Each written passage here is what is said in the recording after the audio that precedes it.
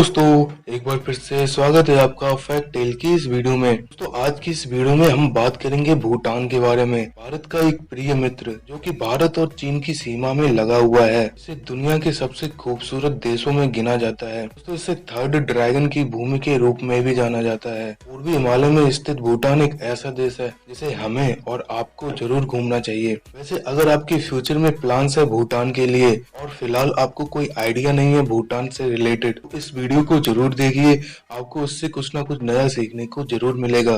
भूटान को पर्वतीय क्षेत्र भी कहते हैं क्योंकि यहाँ पर कई सारे ऊंचे ऊंचे माउंटेन्स हैं। खासकर इसके उत्तरी क्षेत्र में यहाँ पर कई सारे ऊंचे ऊंचे पर्वत हैं। इन्हीं में से एक पर्वत की चोटी है जिसका नाम है कोला कांगरी। दोस्तों, इसकी खास बात ये है इस पर आज तक कोई भी नहीं चढ़ पाया है। अगर आप कभी भूटान जाएं तो इसको जरूर देखें। और अगर आप एडवेंचरस टाइप के हैं इसको एक बार चढ़कर जरूर देखें। क्या पता आप कोई वर्ल्ड रिकॉर्ड बना लें। भाई, पर्यावरण को कैसे बचाएं और उससे प्यार कैसे करें ये तो कोई इनसे सीखे। अरे नहीं, इनसे नहीं, बात कर रहे हैं यहाँ के लोगों के बारे में। दोस्तों, यहाँ के लोगों को पर्यावरण से बहुत ही लगाव है, तभी तो यहाँ 60 से 70% तक सिर्फ जंगल ही है। यहाँ के लोग हमेशा प्रयास करते रहते हैं कि यहाँ के जंगलों को और बढ़ाया जाए।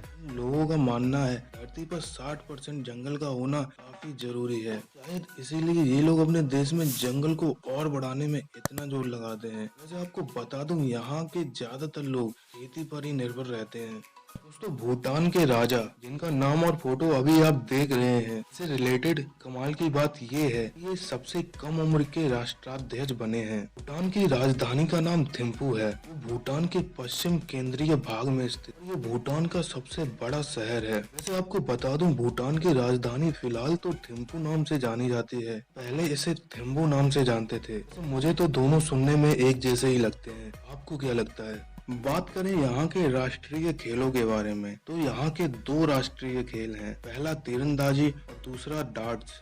अभी कुछ देर पहले मैंने आपको बताया था कि यहाँ के लोगों को पर्यावरण से कितना प्यार है। आपको बता दूं, यहाँ के लोग ही नहीं, यहाँ का संविधान भी पर्यावरण से काफी प्यार करता है। यहाँ का संविधान ये कहता है देश में 60% जंगल रहने ही चाहिए। इसी वजह से ये एक लौता ऐसा देश बन जाता है जहाँ के लोगों का ये दायित्व बन जाता है कि भाई पर्यावरण को बचाना हमारा परम धर्म है। ऐसे ये होना भी चाहिए। सोचिए अगर भारत में ऐसा होने लगे तो भारत की आधी समस्याएं तो ऐसे ही दूर हो जाएंगी। वैसे आपको क्या लगता है इस बारे में? कमेंट बॉक्स में कमेंट करिए। दोस्तों, पर्यावरण के मामले में ही नहीं, भूटान अपने लोगों का स्वास्थ्य भी देखता है। इसका अंदाजा आप इस बात से लगा सकते हैं 2005 में भूटान ने सभी प्रकार के नशीले पदार्थों पर रोक लगा दी थी और ऐसा करने वाला ये पहला देश बना था। मान लो, धरती और उस पर रहने वाले लोगों की जान को कैसे बचाएं ये तो कोई भूटान से सीखे। हम सबको पता है मदर कंगारू बेबी कंगारू को अपनी पॉकेट में रखती है। अब मैं जो आपको बताने जा रहा हूँ वो बहुत ही माइंड ब्लोइंग है। भूटान की जो राष्ट्रीय पोशाक है उसमें इस दुनिया की सबसे बड़ी जेब होती है। इसमें आप अपना सामान तो रख ही सकते हैं और अगर आपका कोई बच्चा है तो आप अपने बच्चों को भी उस पॉकेट में रख सकते हैं। इतनी बड़ी जेब होती है इस ड्रेस में।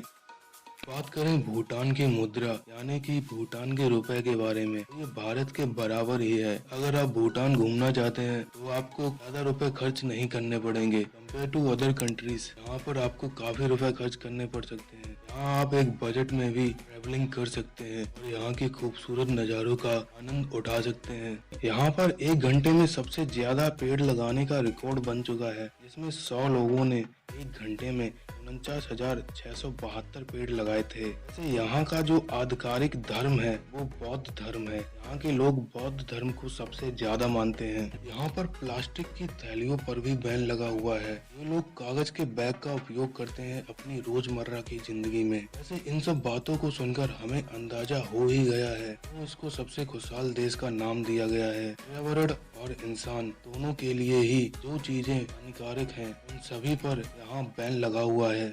एक मजे की बात ये भी है, यहाँ पर कोई ट्रैफिक लाइट नहीं है, के बावजूद भी लोग यहाँ अपनी सेफ्टी से धीरे धीरे ड्राइव करते हैं। और एक हमारे यहाँ जहाँ रेड लाइट को ग्रीन लाइट और स्कूटी को रॉकेट कैसे बनाए, ये तो कोई हमसे सीखे। दोस्तों आपको बता दूं, फिलहाल तो ये दुनिया का प्रमुख पर्यटक स्थल बन चुका है, लेकिन एक समय ऐसा था जब यहाँ टूरिज्म बिल्कुल भी नहीं था। यहाँ की गवर्नमेंट ने ये अलाउ ही नहीं किया था, लेकिन 1974 में पहली बार विदेशी पर्यटकों को अनुमति दी गई। उसके बाद से यहाँ टूरिज्म काफी बढ़ता गया और अब हर साल दुनिया के कोने कोने से लोग यहाँ घूमने आते हैं। तो बात करें यहाँ के राष्ट्रीय पशु की, इसको ताकिन कहते हैं। कि खास बात ये है, ये बकरी और हिरन की तरह दिखता है। दोस्तों पर्यावरण के साथ साथ यहाँ जानवरों का भी विशेष रूप से ध्यान रखा जाता है। तो यहाँ शिकार करने पर बिल्कुल पाबंदी है और अगर ऐसा करते कोई पकड़ा जाता है तो उसे 15 साल की सजा सुनाई जाती है।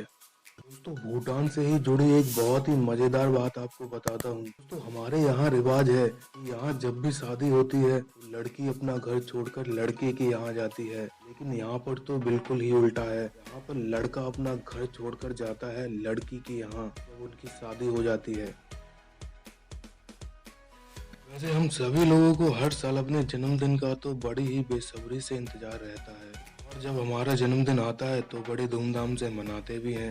घर और कॉलेज के जन्मदिन की बात ही अलग है। यहाँ हमें घर में सम्मान और केक मिलता है, वहीं कॉलेज में हमें सम्मान की जगह बेल्ट और केक की जगह जूते चप्पलें मिलती हैं। खैर बात करते हैं मैं ये क्यों बोल रहा हूँ। आपको बता दूं, यहाँ के लोग सबके सब एक साथ ही नए साल के दिन अपना जन्मदिन मनाते हैं।